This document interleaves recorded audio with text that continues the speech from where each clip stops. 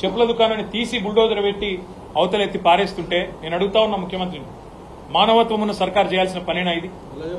ఒకవేళ ఒక ప్రెగ్నెంట్ అమ్మాయి నల్ల చెరువులో ఏమడిగింది అమ్మాయి? ఆ అమ్మాయిది కూడా వీడియో వచ్చింది. ఏమడిగింది? సామాన్ తీసుకుంటాను, ప్రెగ్నెంట్ నేను, కొంత సమయం ఇవ్వండి అని అడిగింది.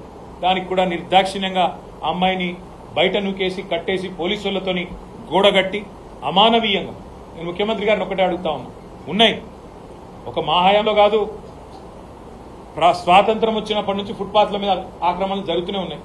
ఎవరుంటారండి ఫుట్పాత్ల మీద? ఫుట్పాత్ల మీద ఓ బజ్జీల బండో, ఓ ఇడ్లీ బండో, ఒక చెప్పుల దుకాణమో టేలానో నడుపుకుంటోళ్ళు ఎవరు?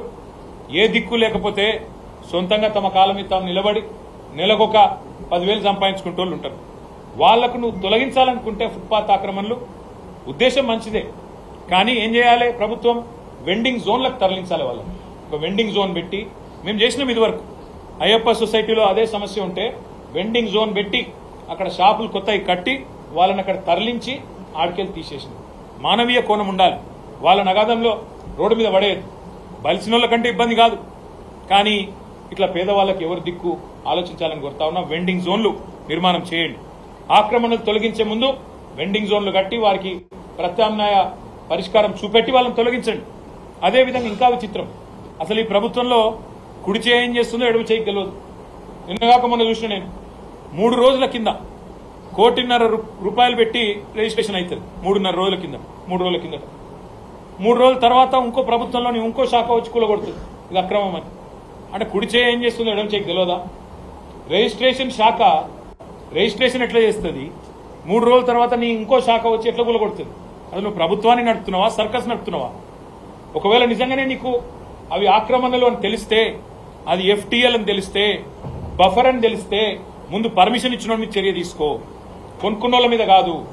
పర్మిషన్ ఎవరిచ్చిండు, ఎట్లిచ్చిండు, తప్పు కాయిదాన్ని ఎవడు గుట్టిచ్చిండు, వాళ్ళ మీద చర్య తీసుకో. దమ్ముటా పని చేయి. రెండోది, ఇప్పుడు ఇల్లు కూలగొట్టినావు. 1,50,00,000 మొన్న రిజిస్ట్రేషన్ చేసుకున్నారు. ఇప్పుడు ఇల్లు కూలగొట్టినావు. ఎవడు కడతాడా పైసలు? నష్టపరిహారం ఎవడిస్తాడా కుటుంబానికి? నీ ప్రభుత్వం ఇస్తుందా, బిల్డర్ ఇస్తాడా? ఆ తీసుకున్నాడు మంచినే ఉంటాడు. రిజిస్ట్రేషన్ సొమ్ము నీ ఖజానాలో పడ్డది, నువ్వు మంచినే ఉంటావు. ఇప్పుడు వాళ్ళు రోడ్డు మీద పడ్డారు. ఎవడు బాధ్యుడు? అందుకే మేమందరం కూడా ఇప్పుడు కొద్దిసేపు కూర్చున్నాం, ఆలోచించినాం. తప్పకుండా హైడ్రా బాధితులందరికీ న్యాయపరంగా మేము మా పార్టీ తరఫున మా న్యాయ విభాగం, మా లీగల్ సెల్లు అండగా ఉంటుంది. ఎవరికి ఏ ఇబ్బంది ఉన్నా భారత రాష్ట్ర సమితి కేంద్ర కార్యాలయం తెలంగాణ భవన్, బంజారాహిల్స్ రోడ్ నెంబర్ 10-12 మధ్యలో ఉంటుంది. ఆడికి రండి, తప్పకుండా మీకు మా న్యాయ విభాగం అండగా ఉంటుంది. లేదా మీ గౌరవ శాసనసభ్యులు, గౌరవ కార్పొరేటర్లు అందరూ బీఆర్ఎస్లో ఉన్నారు హైదరాబాద్లో, వారిని సంప్రదించండి. తప్పకుండా మీకు న్యాయపరంగా మేము అండగా నిలబడతాం. చట్టాన్ని, న్యాయాన్ని గౌరవించాలని ప్రభుత్వానికి న్యాయస్థానం ద్వారానే చెప్పిస్తామనే మాట కూడా నేను విజ్ఞప్తి చేస్తా ఉన్నాను. ఇంకొక మాట కూడా నేను అడుగుతా ఉన్నా ఈ ముఖ్యమంత్రిని. ఒక ప్రతిపక్షంలో ఉన్నప్పుడు ఒక మాట, ఒక్క ఇల్లు కట్టలేదని మాట్లాడింది. ఆ రోజు డబుల్ బెడ్రూమ్ ఇల్లు. ఆ రోజు మంత్రిగా శ్రీనివాస్ యాదవ్ గారు ఆయన దగ్గరుండి నేను చూపెడతా నువ్వు రా అని చెప్పి ఆనాటి శాసనసభాపక్ష నాయకుడు బట్టి విక్రమార్క గారిని తన కారులో ఎక్కించుకొని వివిధ సైట్లు చూపెట్టి చెప్పిండిగో కట్టిన మేము చూడు అని. ఇవాళ అదే ప్రభుత్వం మేము కట్టిన ఇండ్లు ఇవాళ అదే ఇండ్లను మూసీలో ఇంకొకడ ఇస్తా అంటున్నది. మేము ఒక్కటే అడుగుతా ఉన్నాం, మీరు కేవలం మీద కాగితాలు ఇచ్చి తప్పించుకుంటామంటే కుదరదు. తాళాలు ఇవ్వండి, గృహప్రవేశాలు చేయించండి, తర్వాతనే వాళ్ళని తొలగించండి, లేకపోతే ఒప్పుకోం. ఎందుకంటే ఇది పద్ధతి కాదు. వాళ్ళని రోడ్డు మీద పాడేస్తాం. కట్టిన ఇల్లు రెడీగా ఉన్నాయి కదా, ఒక కొల్లూరులో 16,000 ఇల్లు రెడీగా ఉన్నాయి. మేమే కట్టినాం. మీకు వడ్డిచ్చిన పల్లెంలో బ్రహ్మాండంగా పంచపక్ష ప్రమాణాలు పెట్టి నీ చేతిలో పెట్టినాం. చేతనైతే వాళ్ళ గృహప్రవేశాలు దగ్గరుండి మీ అధికారులతో చేయించు. అంతేగాని అమానవీయంగా మళ్ళొక్క అమ్మాయి పుస్తకాలు తీసుకుంటా అంటే నూకి పారేసుడు, ఇంకో ప్రెగ్నెంట్ లేడీ నేను సామాన్లు తెచ్చుకుంటా అంటే నూకి పారేసుడు, మీ ప్రభుత్వమే రిజిస్ట్రేషన్ చేసుడు, మీ ప్రభుత్వమే కూలగొట్టుడు, ఈ చిల్లర పనులు బంద్ చేయమని చెప్పి ముఖ్యమంత్రికి నేను విజ్ఞప్తి చేస్తా ఉన్నాను. ఇంకొక మాట కూడా నేను చెప్తా ఉన్నాను. మా ప్రభుత్వం ఉన్ననాడు మేము మాట ఇచ్చినాం, 1,00,000 కట్టినాం, మరొక 1,00,000 కడతాం, అవసరమైతే ఇంకా ఇల్లు కూడా హైదరాబాద్లో పేదలందరికీ ఇస్తామని చెప్పాం. 1,00,000 మేము ఇచ్చినాం. నీకు చిత్తశుద్ధి ఉంటే రేవంత్ రెడ్డి హైదరాబాద్ భూములు అమ్ముతున్నావు. ఇప్పుడే తెలిసింది మా కుక్కట్పల్లిలో కూడా హెచ్ఎండిఏ భూముల మీద కన్నేసినాడు, తొందరగా అమ్ముతాడని తెలిసింది. నీకు చిత్తశుద్ధి ఉంటే ఇక్కడి భూముల అమ్మకాల ద్వారా వచ్చే పైసలు ఇక్కడే ఖర్చు పెట్టాలి. తప్పకుండా హైదరాబాద్లోని పేదలకు ఇండ్లు ఇవ్వాలి. ఇక్కడ 1000 ఎకరాల అమ్మకానికి పెడుతున్నామని తెలిసింది. తప్పకుండా ఆ పైసలు ఇక్కడే పెట్టి ఇక్కడ ఉండే హైదరాబాద్ లో ఉండే పేదలు కోకొల్లలుగా ఉన్నారు. దాదాపు 7 లక్షల దరఖాస్తులు మాకే వచ్చినాయి. అలా అన్ని తీస్తే కూడా మీకు తప్పకుండా కనీసం ఒక 3-4 లక్షల మంది అర్హులు వెళ్తారు. వాళ్ళకి ఇల్లు ఇవ్వాలని చెప్పి మేము డిమాండ్ చేస్తా ఉన్నాం.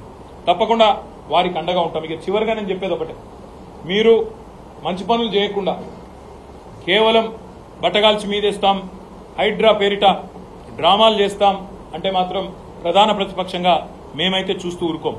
తప్పకుండా భవిష్యత్తులో క్షేత్రానికి కూడా వస్తాం. ఎక్కడికక్కడ ఆ బాధితులకు అండగా నిలబడతాం. మేము కూడా చూస్తా ఉన్నాం. ఎందుకంటే ఈ ప్రభుత్వం వచ్చి కొత్తగా వచ్చింది కదా, 9-10 నెలలు అయింది కదా, వీళ్ళకు కూడా కొత్త మురిపం ఉంటుంది కదా, హనీమూన్ పీరియడ్ కదా అని ఆగినాం. కానీ మీ దౌర్జన్యాలు, మీ దాష్టికాలు ఇట్లే కొనసాగితే మేము ఊరుకోము. తప్పకుండా ఫీల్డ్కి వస్తాము. మీ బుల్డోజర్లకు అడ్డంగా అవసరమైతే మేమే నిల్చుంటాం. ఖచ్చితంగా పేదలకు అండగా బస్తీలలో మేము నిలబడతామనే మాట కూడా నేను విజ్ఞప్తి చేస్తా ఉన్నాను. మేము ఆక్రమణలను ఎంకరేజ్ చేయడం లేదు. మేము చెప్పేదల్లా ఒకటే, ఆక్రమణలు అంటే చాలా గమ్మత్తున్నది.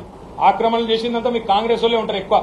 మొదలు తీసుకొస్తే తవి తీస్తే మీరు ఆఖరికి మొన్న కూలగొట్టిన నాగార్జున కన్వెన్షన్ కూడా పర్మిషన్ ఇచ్చింది కాంగ్రెస్ వాళ్ళే.